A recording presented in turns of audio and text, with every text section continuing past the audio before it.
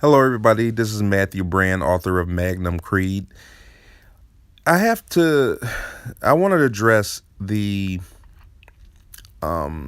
understandable fear of guns, right? Like, if you watch gun channels and, all these NRA supporters and gun advocates and stuff like that, you'll see that they treat people who are scared of guns like they have some irrational fear, or they're just stupid, and they don't know what they're talking about. And, you know, that's not really entirely true. The people who are afraid of guns, they obviously, I mean, they're not familiar with them, and they see all this stuff on TV, and there are so many people who may not carry a gun or may never carry a gun because, um, they've been falsely accused of something.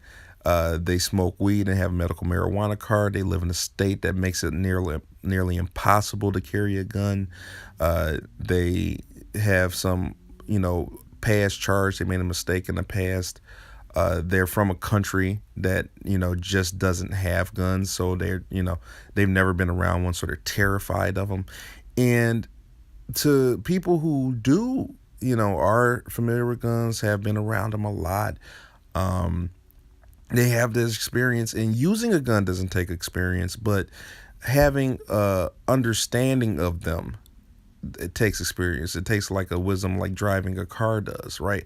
Understanding of them. Using a gun, you just point, pull the trigger, and shoot, and it's fine. And then if you don't want to shoot yourself, then don't pull the trigger. Get a gun with a safety. Um, you know, Make sure there's no bullets in it. Boom, there you go. It's not, the gun's not magic, but it's understandable that people who haven't been around them, aren't used to them, it's understandable that they have that fear. That doesn't mean that they're right, but it also doesn't mean that they're stupid. And it really bothers me when I see people, they go online and they call people who they've never been around a gun, they're not familiar with them, they're not used to them, and they just straight up call them stupid. When their fear is understandable. A gun is dangerous in the wrong hands. A gun can be dangerous even in the right hands. It could be dangerous for the right reasons, and it can be dangerous for the wrong reasons. Let's not act like a gun is not a tool to hurt people, because it is. A gun is a tool to hurt people. However, that doesn't mean that it's a bad tool.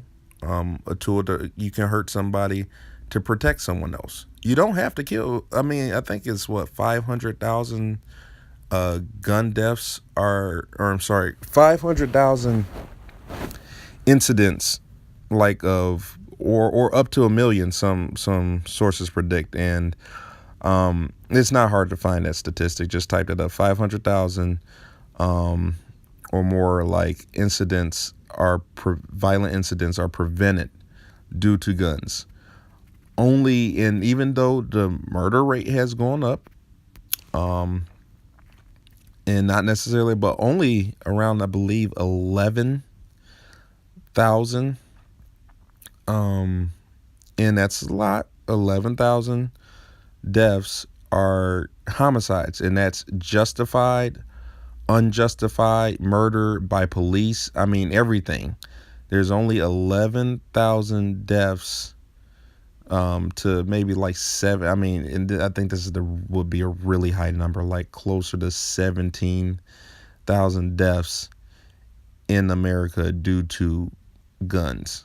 And 17,000 would be the really, really high number. I think that would be like, that's like all, just assuming that all homicides taking place, which they're not, but all homicides taking place are due to guns.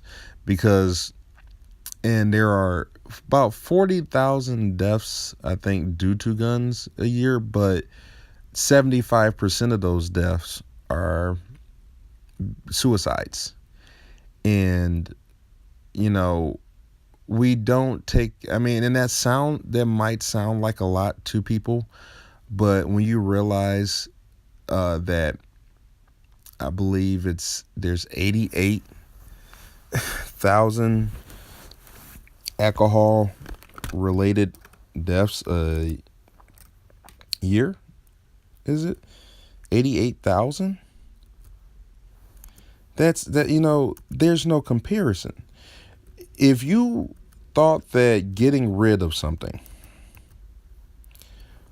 would work, right? Like getting rid of the thing that's actually causing the problem would work, then you would want to get rid of alcohol first. You would want to get rid of drugs first. You would want to get rid of um, depression. You would want to get rid of, uh, cheating on your spouse. Like people, I know there are people who advocate against those types of things. There are. I'm not saying that there's not. But usually, when you get somebody advocating against alcohol, like to get rid of alcohol, alcohol has decimated their damn life. Either that or they're like, it's a religious group that doesn't believe in drinking, period. But for the most part, when you get a person who's, and there's no religious tie back, wanting to get rid of like something like alcohol or tobacco, you know, or, you know, sugar, those which are the three like leading causes of preventable death.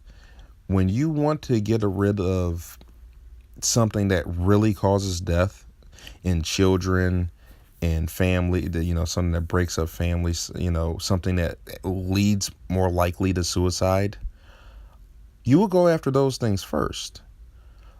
But because it's not in it's not in the people's face, it's not the squeaky wheel, people aren't going after it.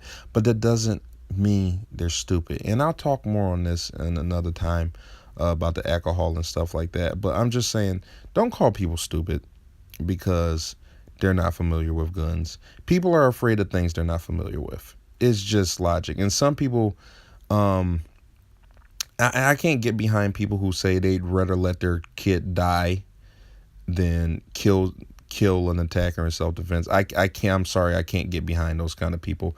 I haven't even met. I know several Buddhists who've never said something like that. But otherwise, most people would, if possible, kill somebody who was trying to attack one of their loved ones. I never thought that I would want to kill somebody until I knew I had a life to protect that wasn't my own. Like when you're doing it for somebody else, when there's somebody who's more important to you than you are, then you realize why it's so important to have things like, the right to self-defense and the right to bear arms and the right to even protect yourself against the government. Because, when you have people who you care about more than yourself, you realize how little there are others out there who actually care about you. It opens your eyes a little bit more because you, when you're young, you think you're the center of the universe and all that stuff, and you think about yourself a lot. But as you get older, you realize, like, okay, I'm not the center of the universe. Maybe it's, I gotta work hard. I'm not that important. But it's when that shifts again, and you realize that you're one of the most important things in someone else's life, right? Like your future is someone else's past, and that impacts you in a totally different way. And it might sound like I'm rambling on, but it's those reasons that people believe like they're not they know they're not going to be here forever. When people are talking about like, oh, it's having a gun is to make sure that the government does not get oppressive. It's not simply for themselves.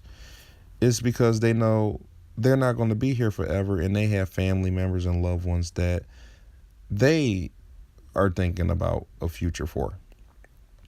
And that is important. But because people don't know that, that doesn't mean they're stupid. Because a lot of people have been living their life, whether it's a B or C level life or, ABC level life, they've been living it without guns. So they can't compute why you need one. It just doesn't click to them. If you haven't I checked out the book Magnum Creed yet. It should be on Amazon. There's like a digital and a physical copy. Um, Honestly, it's a short book, so I would just say like go ahead and get the digital copy because it's a little closer to worth the money. But for me, I do think, excuse the way I'm talking, I do believe that the book might be easier to read as a physical copy. I think all books are easier to read as a physical copy, but I mean it's a really short book. I mean $3 on Amazon Kindle, and you can read through it. I talk about stuff like this in the book, and I think it's an important book to read if you care about freedom or you're not familiar with guns or handguns, and you might be thinking about picking up your first one, or you just would like to understand like guns a little bit better. There's nothing about rifles in the book or whatnot. What And that's not because I don't believe in people owning what is referred to as an assault rifle. I think it's a silly term, but it kind of just references, certain semi-automatic rifles. Really, that's all it is a semi-automatic rifle with the ability to attach like a flashlight to it or something. Um, I'm guessing. I mean, it's mostly cosmetic crap, because it's black. People are racist. I don't know. Anyway, check out that book if you get a chance. But I stand with the message. I mean, people who don't believe in guns aren't necessarily stupid. It hasn't phased their life in any positive way, so they can only see it in a negative way most of the time. Thanks for tuning in, and I hope you have a blessed day.